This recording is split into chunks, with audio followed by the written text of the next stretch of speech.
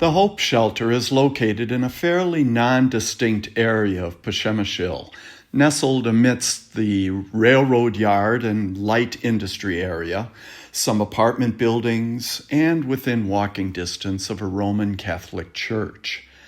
The shelter itself is unassuming, and in some ways purposely so, for the safety of the Ukrainian guests. Let me show you inside this important place. One safe place.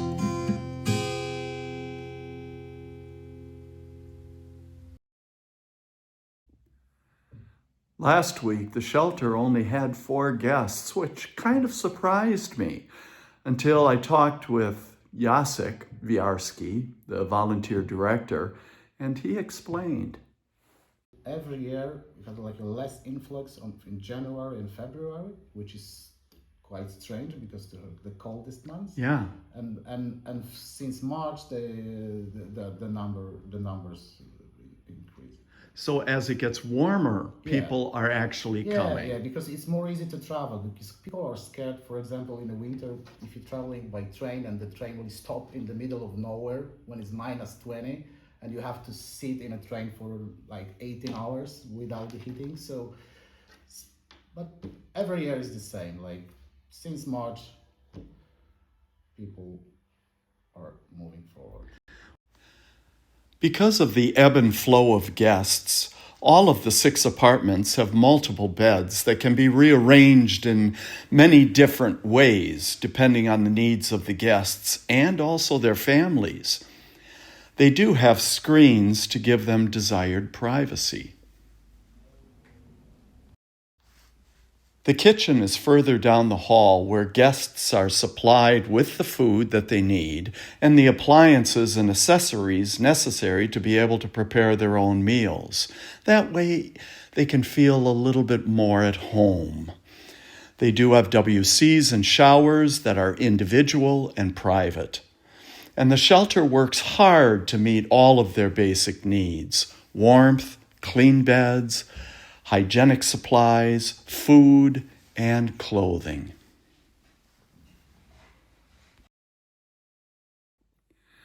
In the past 2 nights, we have just received 7 new Ukrainian guests, 3 of them being children, and only one, which is one of the children, speaks just a little bit of English. So thank God for Google Translate. Micah Komsha, who is a volunteer here, formerly from Romania, now living in France, is now a volunteer here, and he's also a volunteer in Ukraine. He welcomes the guests at any hour of the day or night when they get here. And as he explains, their needs are many. After they was installed in the room, they came downstairs, and I give them food. I give them women's hygienic products. We give them beverage, and we provide them with everything it's needed, even slippers and towels and everything we can to make comfortable their period they sit here until they go from the country in the West. Talking with one of the new guests today, the mother of 2 children, basic needs were her main concern: shampoo, toothbrushes, some food, sausages and bread perhaps, and a suitcase. The wheels of hers broke on their journey here. The people was very happy. They first they was relief that finally came to the last etap of their journey, because from here it will be a bus who will take them in the country, and they was very happy when they receive our help. and even they make me kisses by air because I give them all the things necessary for the period when they will stay here. The shelter works very hard to give their guests as much dignity, privacy, and help as humanly possible. Privacy especially is important to allow them time to settle and ease into this new, unknown journey that they have embarked on. Yesterday, I had a great privilege and honor of being able to sit down and chat with one of the Ukrainian refugees. Her name is Victoria, and she has lived here with her 88-year-old mother for about 4 years now, here at the Hope Shelter. She did not want to be videotaped for personal reasons, and so I just audio taped her. And the first thing that I asked her was, tell us your story. I must say that we lived in Kiev. We lived in the center of Kiev. And the center of Kiev had always been very crowded, very intensive living and so on. Yes, a lot of cars, a lot of people. On the first days of war, it was a desert, complete desert, and it was very stressful. It was very scaring because there were no any sounds. Only we could hear the shots at night. It was very scaring. And when we came to Lviv on the first days of March, people began arriving more and more, and there were crowds of people who were fleeing from the war.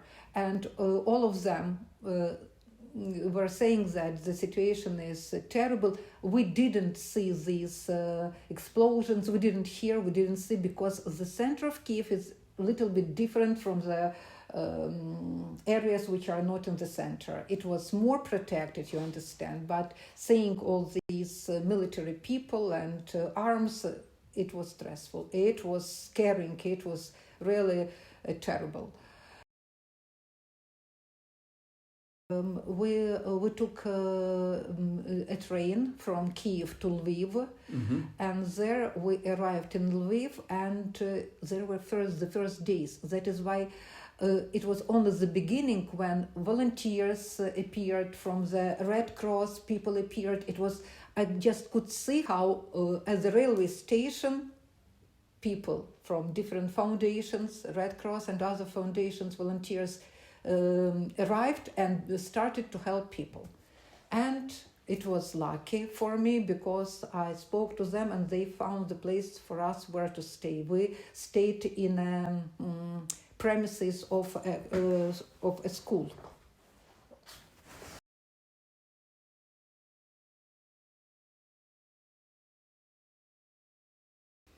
We were very hungry. I remember that we were extremely hungry, and there was a kitchen like American World Kitchen. So maybe it was eat one. I don't this one I don't remember exactly. I only remember that it was kitchen just in the street, and we were so glad that we could eat hot soup. Was that the World Kitchen? Maybe, I don't remember exactly, but okay. I remember that it was organized for such people who were, all of us were extremely hungry, and I have never been so hungry in my life. Well, it's terrible.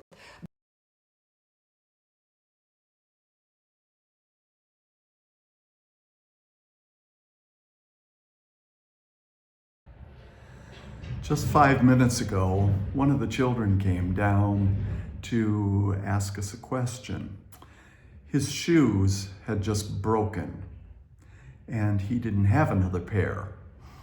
And so he asked whether we at the shelter had any shoes that he might be able to use. We did.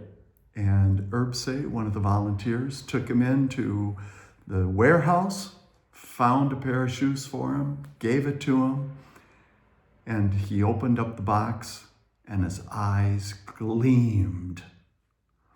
How do you put a price on that? So what would you say are your biggest needs at this point for the Hope Shelter? Our biggest need is sustainable income to cover basic expenses, and that's it. We don't need more than the basic expenses, because we could deal with the others with the other cases by ourselves. We will still work for free here, but we just need to cover basic expenses like rent, electricity, heating. That's it.